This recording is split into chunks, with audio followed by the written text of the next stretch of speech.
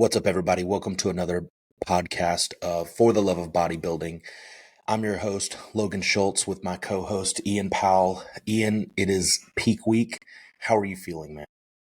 I'm feeling really good. I'm very excited to do the show. I'm very excited to peak. I'm excited for everybody to be there and support, and I think a lot of that for me is just having those people around and creating those memories, especially at like this level where, everybody's still pretty close. Obviously, as you get further along and you start venturing out, stuff like that, it becomes really hard to have these people all kind of come together and make these memories. So I think I'm very excited for that. I'm excited to check out the show, see what it's like. I've never been to Muscle Beach, never seen it. And honestly, I can't remember the last time I was in Galveston. Last time I was in Galveston was probably 10 years ago. So I'm excited to be in Galveston and check out like even like little coffee shops and stuff like that. And just the atmosphere is different. I mean, if we have weather like we've been having this morning, the past for next weekend, I'm gonna be like, hell yeah, I'm getting a coffee Sunday post show, and I'm gonna walk and get some steps. Like, you know how it is. Like the next day, you're sort of in a routine where you're getting up at like 5, 6, anyways, because you can't sleep, or you're just excited to, Mm-hmm. at least how I get. I'm excited to like start eating a little bit more food and stuff like that, and get in that process, and obviously head back and get home and stuff like that. So I am overall excited. I feel really, really good. Um, I know a lot of people aren't, especially at this amateur level that we're at, aren't going to be able to do a peak like I've been able to do. So I try to tell that to people. I'm just like, you understand that um, most people, peak week is going to be a little bit different for everybody for sure. And the only reason why I've been able to do this is because I've been ready for 2 or 3 weeks out. At least I would say 3 weeks out. I was pretty much bang on for where we wanted to be. Most people, this is not how peak week is going to go. It's basically you're going to be kind of going close up to at least the 7 days out. I do believe Yeah. once you're 7 days out from a show, fat loss is done, and you need to get ready and clean up for peak week. So um, I think that's a good kind of segue to bring up like what is peak week to you, and how do you try to describe this to your clients that you are competing, that you have for competitors? Good question. I think that when I got into bodybuilding, peak week was very different. I think that there was a ridiculous amount of manipulations from diuretics and water and sodium manipulations, and then uh, carbohydrate and training manipulations and things like that, right? Um, and there was a lot of these manipulations, right? And everybody was trying to find this secret sauce. And I think nowadays peak week is just a time to reduce stress, and kind of find a look, right? Like we're trying to remove any of that inflammation from the body, right? We're just trying to give your body a break, bring in a fresher look, and kind of figure out where you look best. And ideally, if we can have you ready, 2 weeks early, we can have played with that a little bit, kind of like you did, where you get to kind of like front load, and you've already seen how you handle backloading. But you kind of get to determine, what method works best for you and keeping good midsection control and balancing out that fullness versus that leanness. But now I tell my clients, so I have two different conversations. One is with the guy who maybe competed during those times where we were, manipulating a lot of things. And that conversation is always like, look, peak week doesn't look like it used to. We want to manipulate as little as possible and just kind of bring in a good look, assuming that you're in shape. And I'm not going to allow you to step on stage if I don't think you're in shape. So then there's another conversation that's like, just relax. Like you've never done a peak week. Like, don't expect for us to change a ton. Yes, you'll be checking in every day. Yes, I will be telling you like, what we're going to eat that day or the next 2 days, something like that. But we're not going to be like doing crazy things with waters and diuretics and stuff like that. So we're just trying to kind of land the plane nice and easy, and not overdo it, not ruin the last 20 weeks worth of work. Yeah, I think that's where a lot of people get so excited, like, oh, peak week, it's not this magic thing. It's I think it initially was like whenever we were kind of really studying and understanding these things, and that's kind of how it was kind of portrayed. And Hmm. maybe this is more or less the case when you're an open pro bodybuilder, when there's a lot more variables to play, you have a lot more muscle. But Hmm. for the most part, peak week is not this magic thing. If you're not ready a week out, you're not going to magically lose a bunch of fat here at the end. You might drop off some water and you might look a little harder than forward. Hmm.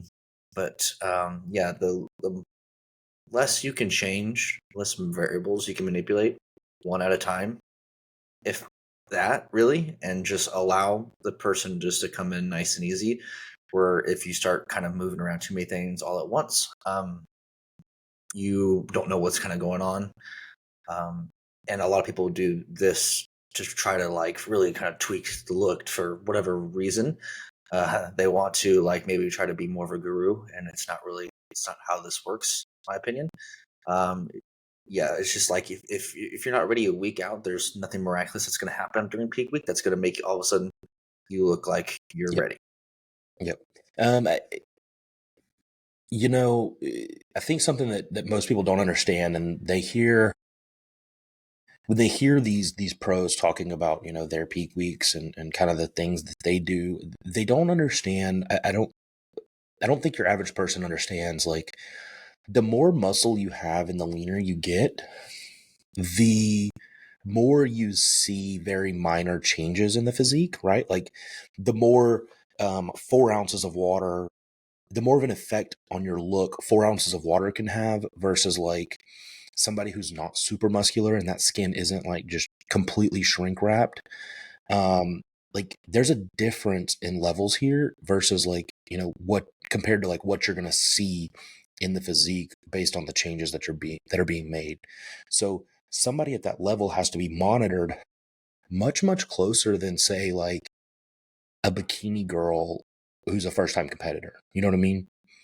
Her look is not going to change that much throughout week one. But for an open pro, it could change drastically. And I mean, look at the Olympia this year. Like, we kind of know who the top four are, but the reality is that, like, whoever nails the peak and whoever comes slightly off, like, it could very much change the entire show. Yeah, especially at that level where that's where the peak week is definitely more essential Yeah. for these pro shows. Is nailing the peak is because all these guys are relatively in the same bracket, right? There's no Phil Hmm. Heath. There's nobody that's like completely taken over. Anybody can win the show technically if they come in peak, right? There's not somebody that can just all of a sudden it's just going to be like, okay, yeah, we know this person's going to win. No, somebody can come in just slightly off or miss it on Friday and then not have enough time to catch up on Saturday, and there you go. There's a whole year's worth of prepping and stuff like that. That's why I think you see more. So you see some of these pros, especially these top ones, start competing a little bit more because you're able to collect a little bit more Yeah. data instead of being like throwing it all at this blast show, the Olympia show, and then something goes wrong, and then you know you don't have time to adjust because you don't really know. But usually these guys are always fairly lean enough anyway, so they can probably try all these mock peaks like randomly, kind of Oh, yeah. throughout, just testing these things. Yeah. Because the longer that you get to do this, the leaner you kind of stay, right? Like, Oh yeah, it's just how it works. Like, I don't understand it from a scientific view. I don't know that anybody really does, to be honest. Maybe there's some studies on it, but I doubt it. I But think for it's just whatever that more reason, muscle.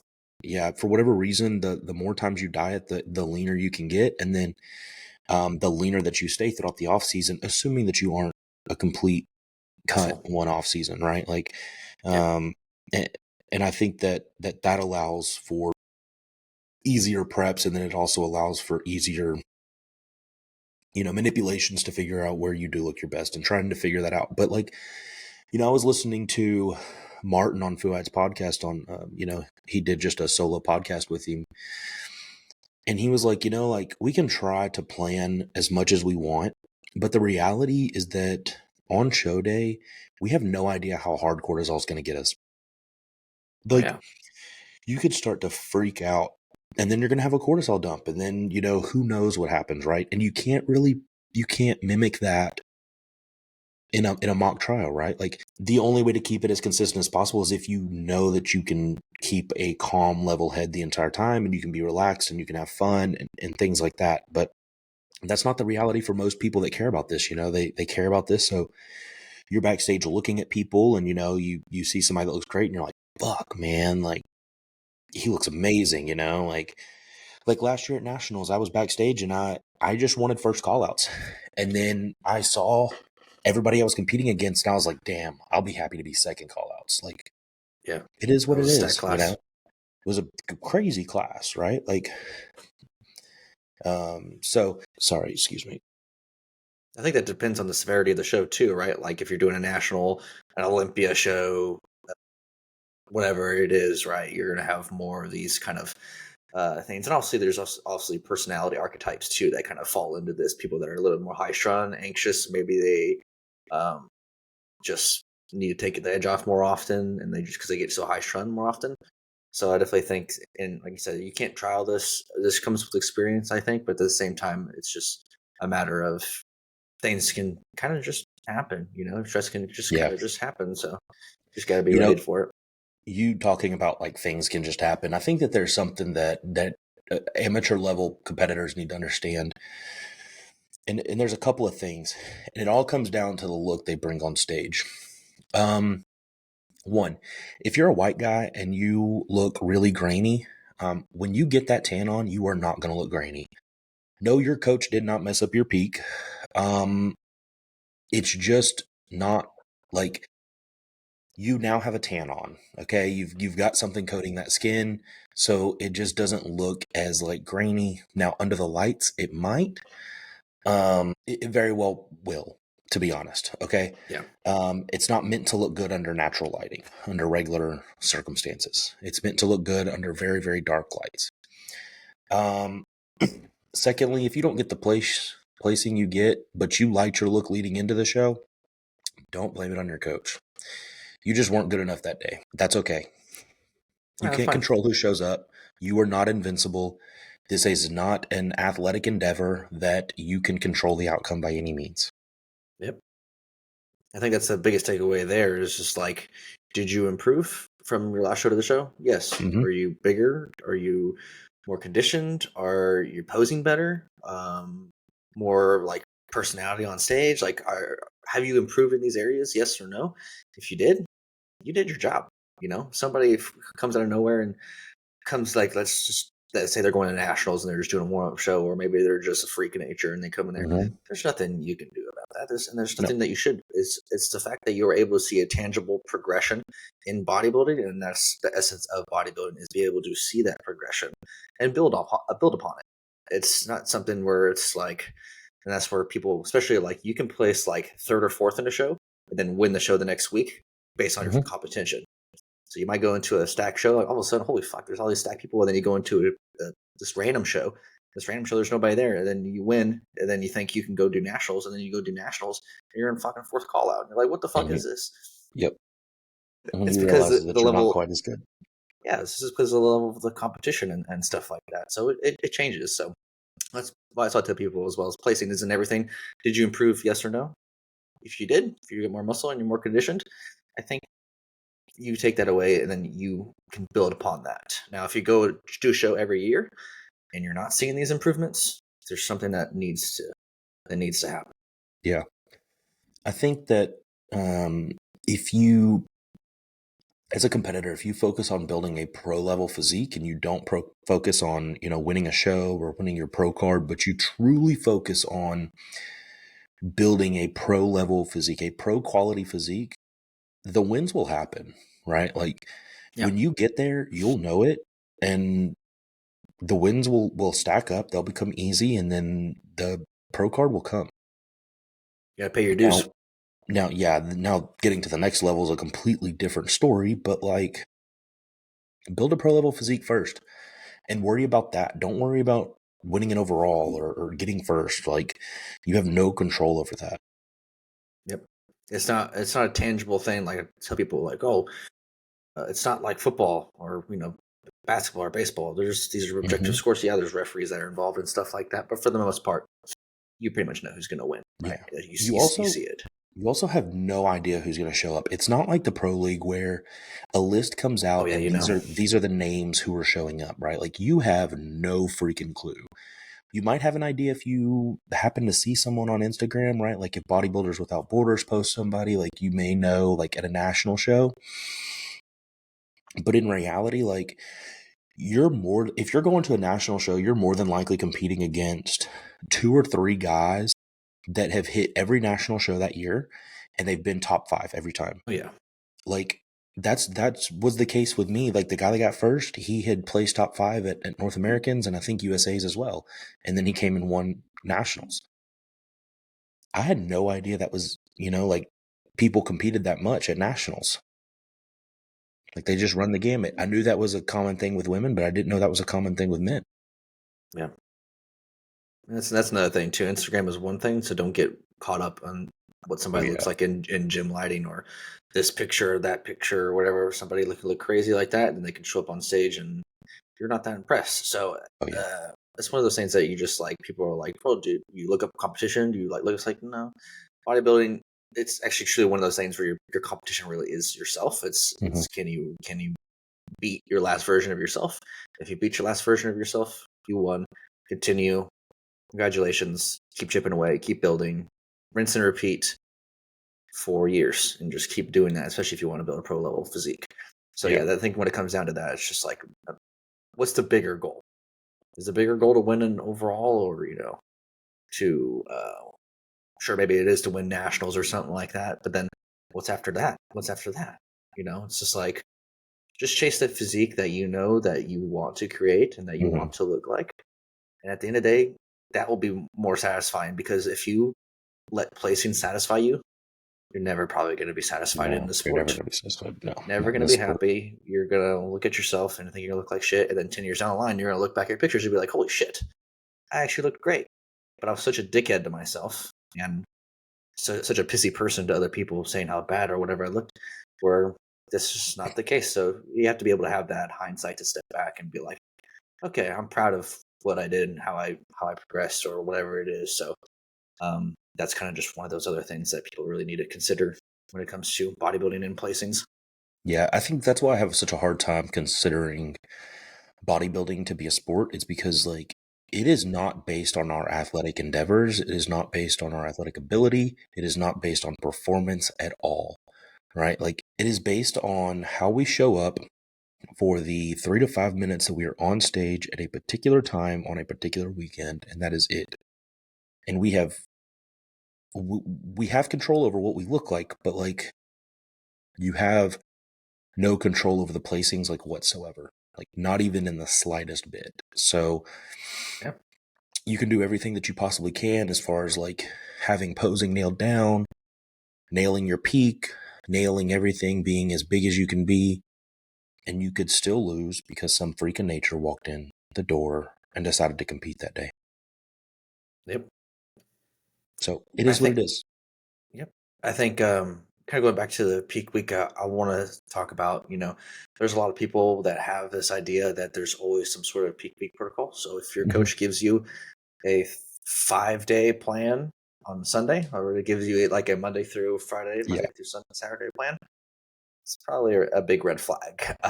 Not saying um, things need to necessarily change on an hourly or even a daily basis to a certain degree. You could probably do it, 2 days ahead of time, and you have to be able to see the visuals to adjust. But at the same time, there's no such thing as a protocol. Every Mm-hmm. peak that I've done with everybody, it's been ridiculously different. Even for the same person, it's been different every time. Yeah.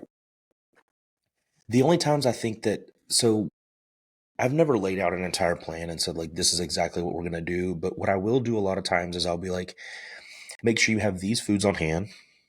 Make sure you have X, Y, and Z on hand. Like, as just a precaution to ensure that they have everything that we might possibly need, right? Like, Yeah, and I for tend to sure. go a little overboard with that list, in like things that I'm probably not going to use, but it's like, it's a small possibility, um, just to ensure that we don't get to a place where we need something and they don't have it, right? Like, Yeah. That could be literally anything. That could be from having an aromasin or having some estrogen on Yep. hand, from having some Caber if you're using a 19, or it could be Yep. something A like certain using food Miralax, or, yep. or having some sort of digestive aid, making sure that whenever you're backstage, you don't just take one Mm-hmm. meal with you. Take a bucket load of rice or rice cakes or whatever the fuck you're carving up with. Mm-hmm. Take a little bit of protein with it. So if you need to, if the show runs longer, you Yep. have food to dip into. You're Mm-hmm. not just be like, oh, I only brought one meal to the show. Like, it's like, no, you should be bringing big cooked portions of rice already, and some rice cakes and Mm-hmm. jam, almond butter, honey, these things that you've been doing all week, and just have it on hand, because you never know how long the show's going to run, and you never know what's going to happen on show day. So Yeah, being dude. prepared like that, and like making sure you have bed sheets, like black bed sheets. People go to these places and they're like, oh, they don't even think about it. Like, having, we You just gotta, got our yeah. black sheets and towels and stuff like that to take. Like, making sure you're carrying around, like a liter of water or something like that instead of like a gallon, so it's easier for you to portion out water. Just some of these smaller things like that, Yeah. to making sure you You'll have it want, on hand. you'll also want like Clorox wipes for the toilet, like especially if you're Yeah, staying in an Airbnb, a hotel, I would still fuck wipe them. it down, but yeah, Fuck you them. could say fuck them if you wanted to, right? Like, but an Airbnb, I would for sure make sure that you have Clorox wipes. Yep. But yeah, like that sort of thing, right? So I'm never sending anybody like we're going to do X, Y, and Z, but it is like we're going to send out a list of things to make sure that you have on hand so that we can be prepared. Mm-hmm. So, um, what else do we need to discuss about peak week? You should not be doing Stairmaster 2 days before the show, or 3 days before the show, or really any sort of cardio before the show. Yeah, The time for fat loss, like I said, should be stopping that Saturday before the show. You can maybe do a little bit on Sunday, Monday, sure, Tuesday, even a little bit. Like, I'm talking tapering down. So say if you had somebody yeah, at 60 minutes of cardio, 40, 30, 20, and just move them just to steps only. Because the whole point is to get ready to wash some of that fatigue off, so we can see a little bit more, so they're a little bit more responsive.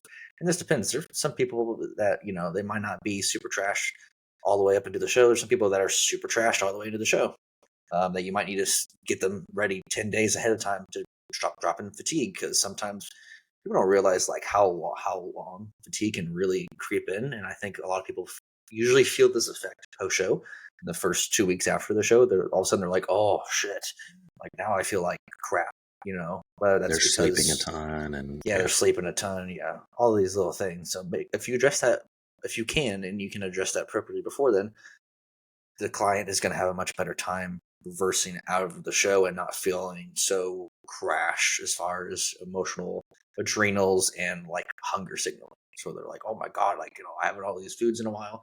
And that's one thing I would tell people peak week, post show, whatever. Food is always going to be there. Your favorite burger restaurant, your favorite fucking pizza place, your favorite dessert, your favorite everything, unless World War III comes out of nowhere, it's going to yeah, be there. yeah. It's not You're, going you're gonna be anywhere, fine. dude. Like, You're gonna be fine. Don't feel it like can you need to. wait. Don't feel like you need a hoard and just all of a sudden, first 24 hours post show, just binge on a shit ton of food. It's just not. It's not going to end well. It's not going to feel very good. I remember. I mean, I think it was a Republic when you did the Republic. I don't know how much pizza you ate that night, but I remember you were just like on the floor. I was Full. like, I was so full. Yeah. I was like, and we know that feeling. That feeling is not good. It does not feel good to Yep. be super full. You will sleep like shit. You will Yeah. not sleep. You'll be super hot. You wake up the next day and you'll just be like, I've done it it's way just too many bad. times. I've done it way too many times where like I'll be good throughout the week, like I'm fine, and then I'll have my free meal, and then it's like I just eat until my stomach physically hurts, and it's just way So you too feel like much. to throw up. Yeah. I've done it, way too many times. I think last year was probably the best I was, and last year I literally vomited twice. Like, and like I told you, I think on the last episode, I didn't even eat nearly as much as I had in previous years. Was it just because of what you ate? Maybe. Truthfully, I don't know. It was very different both times that I ate, as far as like what I ate. But yeah, I just started vomiting, man, and um, I think that my body just didn't like the crap food. To be honest, I think that it was just kind of Yep. like kick rocks, Logan. Yeah. um, Especially because I was eating into the show quite heavily, several hundred. Digestion was already being burdened pretty harshly. Yeah, I was eating several hundred grams of carbs every day. I mean, nowhere near what you do, right? Like I was nowhere near the 900 gram of carb range, but you tend to burn a little bit faster than I do. You tend to, I think you get lean a little bit faster than I do. So you tend to, be able to handle a bit more carbs than I can. But yeah, it didn't agree with me. So moving forward, I'm good. Yeah, I think once you do that like once or twice, you kind of like sometimes you got to pay the price, right? You got to just pay. You got to pay your due, right? In that sense, you're like, all right, if you want to, usually once that person does it that one time, they will learn the hard way, and they'll be like, oh, okay, that really wasn't worth it. Yeah. It just doesn't feel good, and like I said, if that could be a thing for the next episode where we talk about post show and stuff like that. I think that'd be because I think a lot of people really do struggle with this, especially first, second timers. Just as you go on further in it, it's just can be a little bit easier because you create that experience when it's your first time and you've been starved for 4, 5, 6 months. It can feel like, oh yeah, like everything is just game. Yeah. And I think obviously, go ahead. Well, I was just saying, I think some of the worst things that you can do that's just going to make that worse is like, having all the places that you want to eat at afterwards, all the foods you want to try. Like, I think that that's just an additional like negative thing that's going to enhance that just a bit more once you have that freedom. Yeah. So another thing too, when you're prepping, don't stock up on all bunch of bullshit. Especially like I'm competing around the holiday season, right? There's all these holiday things, and I'm like, hell yeah, that shit looks good, or like that looks amazing. But I'm not buying any of that shit. Like I'm not stocking it up. I'm not putting it in there because now once it's in there, I feel obligated, to have that. Whereas before people would buy like cookies and little cakes and little things like that, put them in the freezer. Sure, I'm sure people are gonna give me some of these things, and that's totally fine. But you going into peak week, I do think you need to have a roadmap planned of what you're going to kind of eat post show in the next day, and then understanding where your diet's going to be at the following day as well. It's not like people were like, oh yeah, go ahead and have Sunday as like a free day. I was like, I don't really believe in that. I think that even if you have no timeline, right? Okay, you're done, end of the year. Be smart about it. I know Sunday morning, I would love to have breakfast. I'm not going to eat breakfast down in Galveston. I'm going to go back to normal diet because where most of the trouble I feel like comes with food is the breakfast foods, right? You have syrup, you have pancakes, you have all these high sugar things. Whereas like post show, like burger and fries, it's fine. We get nice little sodium retention, like pizza, stuff like that. Like this is okay. It's like the brunch things. It's those like really heavy chocolate chip pancakes, and because I'm a big breakfast person, like I love breakfast foods. Yeah. So if I go out, post show the next day and have breakfast foods, it's gonna be a fucking problem. So I'm gonna have whatever that meal is that Saturday night, maybe some treats. But he's gonna make some banana bread Oreo banana bread. I was like, cool. I'll have a couple slices of that. Don't give me that face. I'll show you a video of it. I was like, Oreo banana bread? Yeah, it's it sounds a Oreo little banana odd. bread. Shut the fuck up. And then I'll have that. I'll have that, and then like I said, we're planning to go have sushi Sunday night, so I'll go back to a baseline diet most of Saturday or most of Sunday, and then have that sushi. Which, again, sushis are one of the better options if you're going to peak and do a show, because as long as you're not doing like high sodium, so if you're using like soy sauce, use the green one, use a low sodium one, and don't do a lot of fried tempura, calamari, shit like this. Keep it to you can have like one roll that's like that, but the rest should be fairly clean, not super heavy saucy, and because you can eat a lot of it and you're not going to have this big water retention where you weigh yourself the next day, you're like, holy fuck, I'm up 10 fucking pounds. Yeah. What the hell? And then you're having to diuresis it throughout the week. I think one of the biggest mistakes people make, and this is very calming because it's very easy to do, is like you're so worried about food that oftentimes people forget to drink enough water. And they end up drinking, very little water. Get your water back to what you were drinking, back to what your baseline was before there were any water manipulation. So if you were drinking 1.5 gallons a day, you probably need to be drinking like 2, because most people dehydrate to some level. Your water is almost never the same. It will be a little bit lower for most people. And so you're going to dehydrate to some level. So the next couple of days, you need to increase that water intake, because rehydration doesn't take place in one day. Like, it takes place over time. So keep that in mind, and that really needs to be the large focus. Yeah, we And didn't that'll help. really. That'll help too with the satiation. Yeah, we didn't really even touch on that. Like when you're doing a peak week and you're doing water manipulation, you should never cut water. Water should always be somewhere in there. It should be tapered down. It could be tapered down. It could be lowered a decent amount, but still like 3 liters is still more. It's still more than acceptable. If you're dropping down to a liter or half a liter, you're going really freaking low on water. There's going to be some issues there. It's very apparent you're not going to have that pop. It's going to hard to have that full hard look if you're doing stuff like that. So water manipulations, yes, but they're not as much as people really think should be Yeah, going on. unless you're like just an extreme water buffalo for some reason. Yeah, you should still be having some water in. So Yeah, and then making sure for sure, like having some Gatorade post show, like as soon as you get off stage, having some electrolytes, something in there, and then as soon as you can, get up to baseline of water. Just start trying to slam in some of that water. That'll help it, especially the next day as well. It'll help clear and flush out some of the water retention, because if you do, cut water and then you introduce high sodium foods, you're going to get this massive jump up in weight. You're going to hold water and you're going to freak the fuck out, and that actually might make people spiral even further yes. and continue to eat. That's the point where you need to be like, okay, now I need to start pulling things back. So the quicker you can kind of get to that baseline diet on Sunday, Monday, the better off you're going to be. Because like I said, with peak week, there is always going to be food, snacks, all this shit's always going to be available to you. We live in America. This is not a third world country. We have plenty of these things at our disposal at any time. But a little bit of self-control can go a long ways, and it can really set you up for the Great next time options. you do compete. Yeah. For sure. All right. Well, I think that about wraps it up. Is there anything else you want to discuss before we go?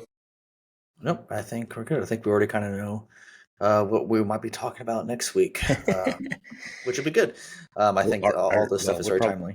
I assume we're not doing one next week since you're competing next weekend.